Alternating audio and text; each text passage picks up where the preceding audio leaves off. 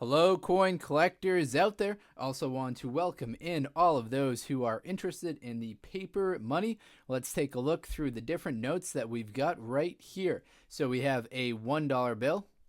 We don't have a $2 bill, but we've got a $5 bill next. Check out the low serial number on this one. We have a $10 bill, very worn. We have a $20 bill. We've got a 50. And we've got a 100. You don't see too many $100 bills on this channel just because I usually end up spending them.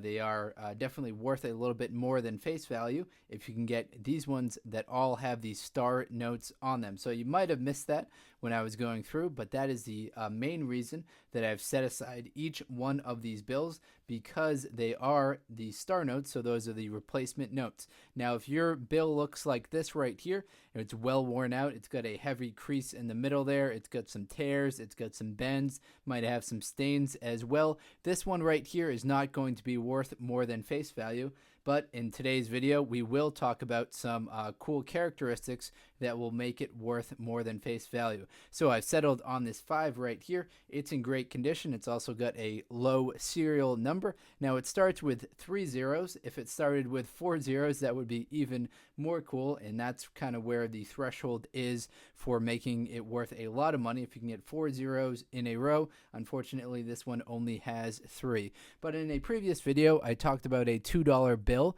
that has been graded by Paper Money Guarantee. We'll spend a little bit of time in today's video talking about Paper Money Guaranteed. In fact, let's just basically start with that information. So PMG is a grading agency, like you might be familiar with NGC or PCGS in the coin collecting community. And fortunately for us coin collectors, they use the same scale of 1 to 70 to determine the grade of the bill. Now, the uncirculated grades start at 60. So here's a brief introduction to what a uncirculated 60 would be described as. It would be a note with problems that may include toned paper, a small stain or fading. There will be handling issues, but there will be no folds through the design. So that's a PMG 60. If you get up into the 68s or 67s, so a 67 is a superb gem uncirculated.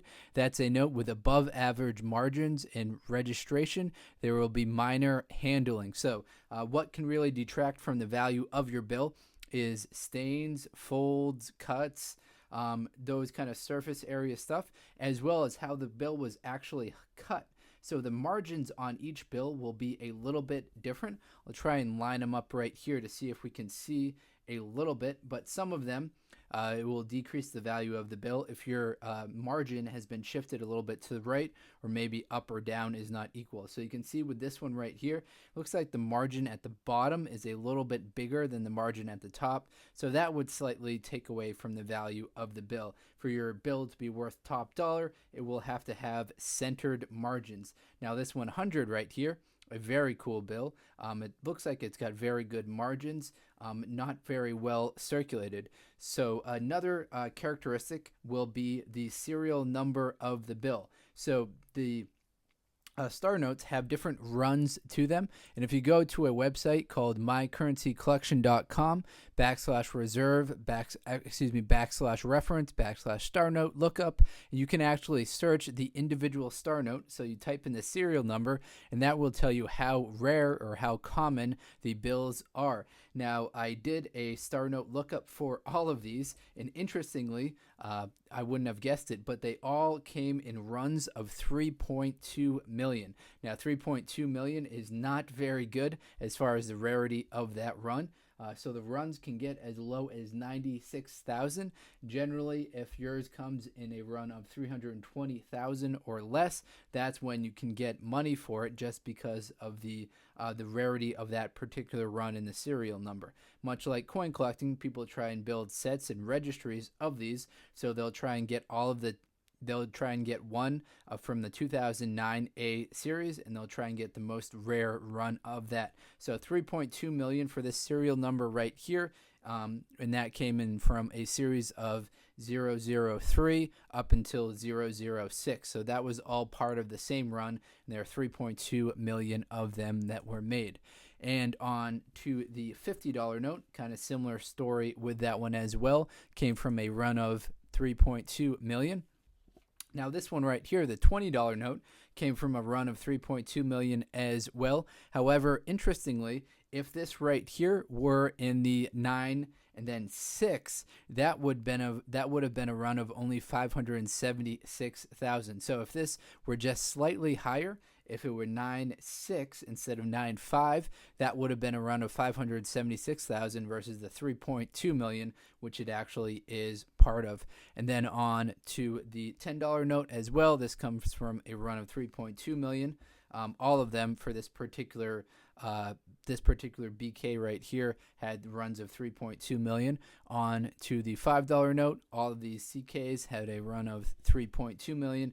And then on to the $1 note, which is what started them all.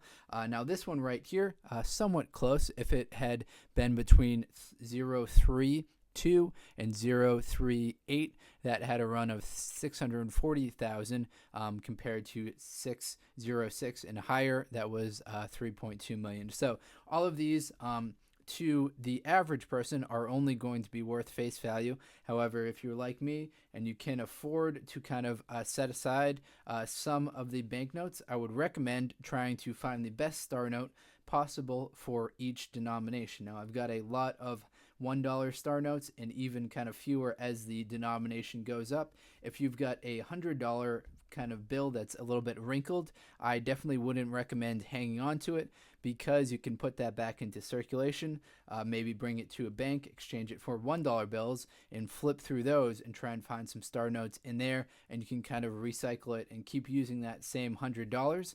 You can get some pennies, you can get some bills, you can get whatever you want with that $100, rather just sitting on a star note that might not be in great condition. And just as a preview for one of my upcoming videos on notes, we'll talk about some of these. So these are some silver certificates. So these are a very common bill that I like to talk about on this channel as well. So stay tuned if you are interested in watching another video about the silver certificates. Thank you very much, everyone. Best of luck coin collecting out there. Enjoy. Hopefully you find some cool star notes and you had a great Christmas. Thank you very much, everyone. Take care. Goodbye.